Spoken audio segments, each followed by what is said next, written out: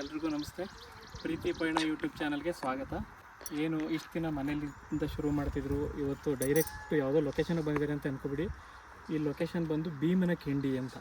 ಇವತ್ತು ನಾವ್ಯಾರು ಜಾಸ್ತಿ ಮಾತಾಡಲ್ಲ, ಸೌಮ್ಯರು ಮಾತಾಡಲ್ಲ. ಇವತ್ತು ಸ್ವಾಮಿಗಳು ಮಾತಾಡ್ತಾರೆ, ಅವ್ರಿಗೋಸ್ಕರ ವೇಟಿಂಗು, ಅವ್ರು ಬರಲಿ ಅಂತ. ಈ ಬೆಟ್ಟದ ರಹಸ್ಯ ಮತ್ತು ಚರಿತ್ರೆಗಳು ತುಂಬ ಇದೆ. ಇದು ತುಂಬ ಜನಕ್ಕೆ ಗೊತ್ತೇ ಇಲ್ಲ. ಇದು ಪುರಾತನ ಕಾಲದ್ದು. ಈಗ ಇದ್ರ ಪೂರ್ತಿ ಸ್ಟೋರಿನ ಸ್ವಾಮಿಗಳು ಬರ್ತಾರೆ, ಅವರಿಂದನೇ ಕೇಳ್ತೀವಿ. ಮತ್ತು ಮೇಲ್ಗಡೆ ಒಂದು ಬಸವ ಇದೆ, ಆ ಬಸವ ಭೀಮನ ಬೇವರಿಂದ ಮಾಡಿರೋದು. ಇದು ನಿಜನ ಸುಳ್ಳ ಸತ್ಯನ ಎಲ್ಲನೂ ಅವ್ರ ಹತ್ರ ಕೇಳ್ಕೊಳ್ಳೋಣ ಬನ್ನಿ. ಸ್ವಾಮಿಗಳು ಬರ್ತಾ ಇದ್ದಾರೆ, ಅವರಿಂದನೇ ಕೇಳಿ ತಿಳ್ಕೊಳ್ಳೋಣ. ನಮಸ್ತೆ ಸ್ವಾಮಿಗಳೇ, ಚೆನ್ನಾಗಿದ್ದೀರಾ? ಏನು ಅಂತಂದರೆ, ಈ ಬೆಟ್ಟದ ವಿಶೇಷತೆಗಳು ಮತ್ತು ಈ ಬೆಟ್ಟದಲ್ಲಿ ನಡೆದಿರೋದು ನಿಜನ ಏನು, ಈ ಪೂರ್ತಿ ವಿವರ ಏನಿದೆ ಆ ಪೂರ್ತಿ ವಿವರನ ಬೆಟ್ಟ ಹತ್ತನೇ ತಿಳ್ಕೊಳ್ಳೋಣ. ನಿಮ್ಗೇನು ಅಭ್ಯಂತರ ಇಲ್ಲಲ್ಲ? ಏನು ಅಂದ್ರೆ ಕಷ್ಟ ಏನಾಗಲ್ಲ? ಬನ್ನಿ ಸ್ವಾಮಿ. ಇದಕ್ಕೆ ಭೀಮನಕಿಂಡಿ ಅಂತ ಯಾಕೆ ಹೆಸರು ಬಂತು? ಭೀಮನಕಿಂಡಿ ಅಂತ ಹೆಸರು ಬರ್ಬೇಕಾದ್ರೆ ಇದು ಭೀಮ ಬಂದು ಹೋಗಿರುವಂಥ ಜಾಗ, ಪಾಂಡವರು ಬಂದು ಇದ್ದು ಹೋಗಿರುವಂಥ ಜಾಗ ಇದು. ಇಲ್ಲಿ ಬರ್ಬೇಕಾದ್ರೆ ಕಾರಣ ಏನು ಅಂದರೆ, ಅವರು ಹಿಂದೆ ಕೌರವರು ಪಾಂಡವರನ್ನ ಅವ್ರ ವಂಶನ ನಾಶ ಮಾಡಿ ಆಸ್ತಿ ಹೊಡ್ಕೋಬೇಕು ಅಂತ ಇದು ಮಾಡಿದಾಗ ದುರ್ಯೋಧನ ಏನು ಮಾಡ್ತಾನೆ ಅಂದರೆ ಅರ್ಗನ ಮನೆ ಕಟ್ಟಿಸ್ತಾನೆ, ಅರ್ಗಲ್ಲೇ ಮನೆ ಕಟ್ಟಿಸ್ತಾನೆ. ಬೆಂಕಿ ಬಿದ್ದರೆ ಹತ್ಕೋಬೇಕದು ಮನೆ ಪೂರ್ತಿ. ಆ ಮನೆ ಕಟ್ಟಿಸಿ ಪಾಂಡವ್ರನ್ನ ಅಲ್ಲಿ ಇರಿಸ್ತಾನೆ. ಅಲ್ಲಿ ಇರಿಸ್ದಾಗ ಏನಾಗುತ್ತೆ ಅಂದರೆ, ಬೆಂಕಿ ಬೀಳಿಸ್ತಾನೆ ಆ ಮನೆಗೆ. ಅರ್ಗನ ಮನೆ ಎತ್ಕೊಂಡಾಗ ಏನು ಮಾಡ್ತಾರೆ ಅಂದರೆ, ಪಾಂಡವರು ಅಲ್ಲಿಂದ ತಪ್ಪಿಸ್ಕೋತಾರೆ. ತಪ್ಪಿಸ್ಕೊಂಡಾಗ ಇಲ್ಲಿಗೆ ಬಂದು ಒಂದಷ್ಟು ದಿನ ಕಾಲ ಕಳೆದು ಹೋಗಿರುವಂಥದ್ದು. ಭೀಮ ಇಲ್ಲಿಗೆ ಬಂದಿದ್ದಕ್ಕೆ ಭೀಮನಕಿಂಡಿ ಅಂತ ಹೆಸರು ಬಂದಿರೋದು. ಮತ್ತು ಭೀಮ ಇಲ್ಲಿಗೆ ಬಂದ ಮೇಲೆ ಅವನ ಮಾಮೂಲಿ ಅವನ ಜೀವನ ನೋಡ್ಬೇಕಲ್ಲ, ಊಟಕ್ಕೆ ಅದಕ್ಕೆಲ್ಲ ಇದು ಮಾಡ್ಬೇಕಾದ್ರೆ ಏನು ಮಾಡ್ತಾನೆ, ವ್ಯವಸಾಯ ಶುರು ಮಾಡ್ತಾನೆ. ಮತ್ತೆ ಅಲ್ಲಿಗೆ ಹೋಗೋಕ್ಕಾಗಲಿಲ್ವಲ್ಲ ಒಂದಷ್ಟು ದಿವಸ. ಆಗೇನಾಗುತ್ತೆ, ಆಗ ಭೀಮ ಏನು ಮಾಡ್ತಾನೆ, ಇಲ್ಲಿ ನಮ್ಮ ಈ ಬೆಟ್ಟದ ಮೇಲೆ ಒಂದೇ ಮಟ್ಟ, ಈ ಬೆಟ್ಟದ ಮೇಲೆ ಒಂದೇ ಮಟ್ಟ ಐತೆ. ಹೆಚ್ಚು ಕಡಿಮೆ ಒಂದು 50 ಎಕರೆ ಒಂದೇ ಮಟ್ಟ. 50 ಎಕರೆ? 50 ಎಕರೆ ಈ ಬೆಟ್ಟದ ಮೇಲೆ ಅಲ್ಲಿ ಟಾಪಲ್ಲಿ ಒಂದೇ ಮಟ್ಟ ಐತೆ. 50 ಕಂಡ್ಗನ 100 ಕಂಡ್ಗನ ರಾಗಿ ಬೆಳಿಬೋದು. ಅಯ್ಯೋ, ಅದ್ರ ಮೇಲೆ ಆ ಕಡೆ ಸೈಡೆಲ್ಲ ಬೇರೆ ಊರುಗಳು ಸಿಗುತ್ತೆ, ಶಾಸ್ತಾಪುರ ಅವೆಲ್ಲ. ಅಲ್ಲಿ ಉಳುಮೆ ಮಾಡ್ತಾ ಇರ್ತಾನೆ ಮೇಲೆ. ಆಗ ಅವ್ರ ತಾಯಿ ಕೆಳಗಡೆಯಿಂದ ಊಟ ತಗೋಗ್ಬೇಕು ಅಲ್ಲಿಗೆ.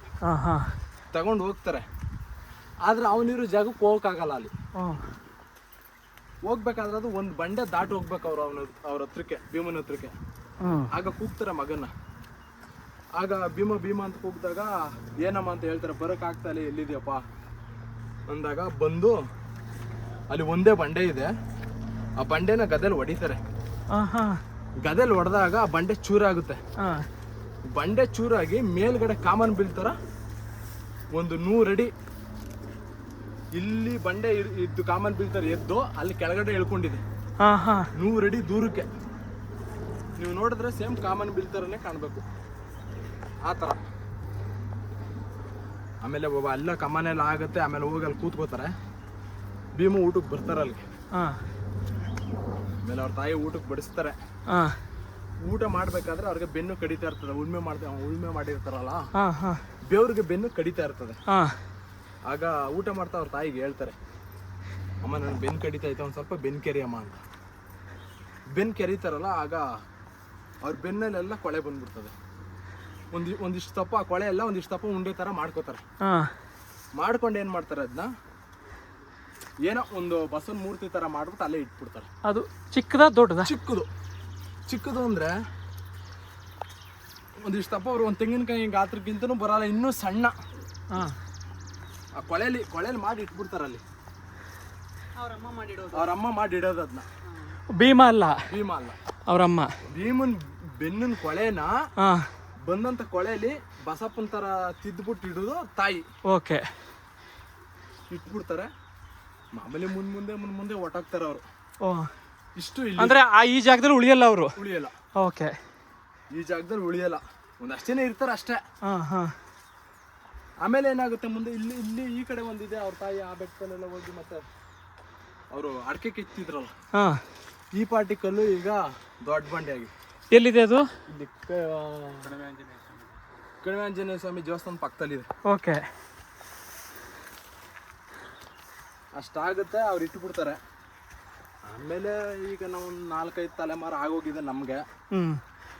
ಅವ್ರ ಹಳಬ್ರಿಗೆ ಏನೋ ಕನಸಲ್ಲಿ ಕಾಣೋದು, ಇಲ್ಲ ಏನೋ ಒಂದು ಸೂಚನೆನೋ, ಏನೋ ಹಿಂದೆ ನಮ್ಮ ತಾತ ಅಲ್ಲ, ಅವ್ರ ತಾತ ಅಲ್ಲ, ಅವ್ರ ತಾತ ಅಲ್ಲ, ಅವ್ರಿಗೆ ಆ ಥರ ಕಾಣುತ್ತೆ. ಆಗೇನು ಮಾಡ್ತಾರೆ, ಅವ್ರು ಹೋಗಿ ಶಾಸ್ತ್ರ ಸಂಬಂಧ ಕೇಳ್ತಾರೆ, ಯಾಕೆ ಹಿಂಗೆ ಆಗ್ತಿದೆ ಅಂತ ಗ್ರಾಮಕ್ಕೆ ಹಾಕ್ಬಿಟ್ಟು ಹಿಂಗೆ ಆಗ್ತಿದೆ ಅಂದ್ಬಿಟ್ಟು ಶಾಸ್ತ್ರ ಸಂಬಂಧ ಕೇಳಿದಾಗ, ಹಿಂಗೇನೋ ನಿಮ್ಮ ಬೆಟ್ಟದಲ್ಲಿ ಈ ಥರ ಏನೋ ಒಂದು ದೇವರ ಪ್ರತಿಷ್ಠಾಪನೆ ಆಗುವ ಇದಿದೆ, ಹೋಗಿ ನೋಡಿ ಅಂತ ಆಗ ಬಂದು ಹುಡುಕ್ತಾರೆ. ಬಂದಾಗ ಇದೇನು ಬಂಡೆ ಹಿಂಗೆಲ್ಲ ಆಗೈತಲ್ಲ ಅಂತ ನೋಡಿದ್ರಲ್ಲಿ ಆ ಮೂರ್ತಿಯಲ್ಲಿ ಇರುತ್ತೆ, ಸಣ್ಣದು ಪುಟಾಣಿದು ಬಸವ. ಆಮೇಲೆ ಆ ಮೂರ್ತಿನ ಎತ್ತಿಟ್ಬಿಟ್ಟು ಹಿಂಗೆ ಪೂಜೆ ಮಾಡೋ ವ್ಯವಸ್ಥೆಗೆ ಯಾರು ನಮ್ಮಂಗೆ ನಮ್ಮ ತಾತ ಅವ್ರ ತಾತ ಯಾರಿಗೆ ಹೇಳ್ತಾರೆ, ಅವ್ರು ಮಾಡ್ತಾ ಇರ್ತಾರೆ. ಸೋಮವಾರ ಮತ್ತು ಗುರುವಾರ ಮತ್ತು ಶುಕ್ರವಾರ 3 ದಿನ ಮಾಡ್ತಾರೆ ಪೂಜೆನ. ಆದ್ರೆ ಏನಾಗುತ್ತೆ ಅಂದರೆ 3 ದಿವಸ ಅವ್ರ ಕೈಲಿ ಮಾಡೋಕ್ಕಾಗಲಿಲ್ಲ. ಓಕೆ. ಯಾಕೆ ಅಂದರೆ ಸೋಮವಾರನೂ ಬರಬೇಕು, ಗುರುವಾರನೂ ಬರಬೇಕು, ಶುಕ್ರವಾರನೂ ಬರಬೇಕು.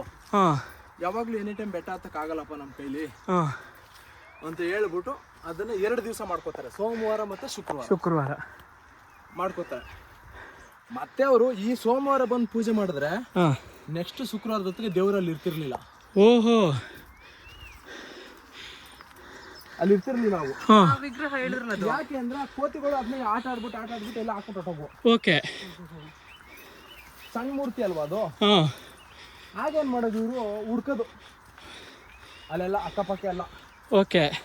ಆದ್ರೂ ಸಿಕ್ತಿರ್ಲಿಲ್ವಂತದ್ದು. ಆಗ ಅವರು ಅಲ್ಲೇ ನಿಂತ್ಕೊಂಡು ಕೈ ಮುಕ್ಕೊಂಡು, ನೋಡಪ್ಪ ಸಿಕ್ಕಿದ್ರೆ ಪೂಜೆ ಮಾಡ್ತೀನಿ ಕಣಪ್ಪ, ಇಲ್ಲಾಂದ್ರೆ ಆಗಲ್ಲ, ನಾವು ಹೊರಟೋಗ್ಬಿಡ್ತೀನಿ ಅಂತ ಹೇಳಿದ್ಮೇಲೆ ಎಷ್ಟೋ ಹೊತ್ಮೇಲೆ ಹುಡುಕಿ ಲಾಸ್ಟಲ್ಲಿ ಬರುವಾಗ ಸಿಕ್ಕಿದ್ರು. ತಗೊಂಡೋಗಿ ಅಲ್ಲೇ ಇಟ್ಟು ಪೂಜೆ ಮಾಡೋದು. ಇಷ್ಟಪ್ಪ ಇದ್ದದ್ದು ವಿಗ್ರಹ ಹಂಗೆ ತಲೆಮಾರುಗಳೆಲ್ಲ ಕಳೆದ್ಮೇಲೆ ಕಳ್ದಂಗೆ ಈಗ ಒಂದು ತಬ್ಬಕ್ಕಾಗಲ್ಲ. ಓಕೆ. ಅಷ್ಟು ಬೆಳೆದಿದೆ. ಈ ಕೋತಿಗಳು ತಗೊಂಡೋದಾಗ ಅದು ಒಡೆದೋಗ್ತಿರ್ಲಿಲ್ವಾ? ಅದ್ರ ಸ್ಥಿತಿ ಚೇಂಜ್ ಆಗ್ತಿರ್ಲಿಲ್ವಾ? ಚೇಂಜ್ ಆಗ್ತಿತ್ತು. ಹೆಂಗೆ ಅಂದರೆ ಅದು ಒಂಥರ ಮೇಣದ ಥರ. ನಾವು ಪ್ರೆಸ್ ಮಾಡಿದ್ರೆ ಪ್ರೆಸ್ ಆಗುತ್ತೆ. ನಮ್ಮ ದೇವರು ಕಲ್ದೇವ್ರಲ್ಲ ಅದು. ನಾವು ಬೆಳ್ಳೆ ಹಿಂಗೆ ಅದು ಮುದ್ರೆ ಬೆಳ್ಳಿ ಇಳಿತದೆ ದೇವ್ರಿಗೆ. ಆಗೇನು ಮಾಡ್ತಿದ್ರು, ತಗೊಂಡು ಅಲ್ಲಿ ಇಟ್ಬಿಟ್ಟು ಮತ್ತೆ ಇವರು ಹಂಗೆ ಮುಖ ಮುಸುಡಿ ಒಂದು ಸ್ವಲ್ಪ ಕೈಲಿ ನೀಟಾಗಿ ಮಾಡಿಬಿಟ್ಟು ಇಟ್ಬಿಟ್ಟು ಪೂಜೆ ಮಾಡಿ ಬರೋದು. ಬಟ್ ಒಂದು 90% ಅದು ನಿಜ ಸ್ವರೂಪದಲ್ಲಿ ಇರೋದು. ಹೌದು, 90% ಅಂದರೆ 100% ನಿಜನೇ. ಹಿಂದೆ ಅವ್ರು ಕೇಳಿದ ಕ್ವಶನ್, ಆ ವಿಗ್ರಹ 90% ಏನು ಹಳೆ ರೂಪ ಇತ್ತು ಅದರಲ್ಲೇ ಇರ್ತಿತ್ತು. ಅಲ್ಲ, ಕೋತಿಗಳು ತಗೊಂಡೋದಾಗ ಅದೇ ರೂಪನೇ. ಓಹೋ. ಅವೇನು ಎತ್ತಾಗಿ ಬಿಸಾಕ್ಬಿಡ್ತಿರ್ಲಿಲ್ವಲ್ಲ, ಕೈಲಿ ಹಿಡ್ಕೊಂಡು ಹೋಗುವ ಏನೋ ಅಂದ್ಬಿಟ್ಟು ಎಲ್ಲೋ ಅಂತ ಇಟ್ಬಿಟ್ಟು ಹೊಟ್ಟೋಗುವ ಆ ಥರ. ಆಮೇಲೆ ಹಿಂಗೆಲ್ಲ ಆಗ್ತಾ ಇದೆ ಅಂತ ಗ್ರಾಮಕ್ಕೆಲ್ಲ ಹೇಳಿದ್ಮೇಲೆ ಆವಾಗ ಅವತ್ತಿನ ಪೀಲ್ಡಲ್ಲೇ ಸಿಂಪಲಾಗಿ ಒಂದು ದೇವಸ್ಥಾನ ಮಾಡಿ ಸುತ್ತ 3 ಬಾಕ್ಲು ತೆಗೆದೋದಕ್ಕೆ 3 ಬಾಕ್ಲಿಟ್ಟು 3 ಬಾಗ್ಲಯ್ಯ ಅಂತಂದು ಹೆಸರು ಕೊಟ್ಟರು. 3 ಬಾಗ್ಲು. ಆ ದೇವ್ರಿಗೆ 3 ಬಾಗ್ಲಿದೆ ಅಲ್ಲಿ ಮೇಲೆ, ಅದಕ್ಕೆ 3 ಬಾಗ್ಲು ಅಂತಾರೆ.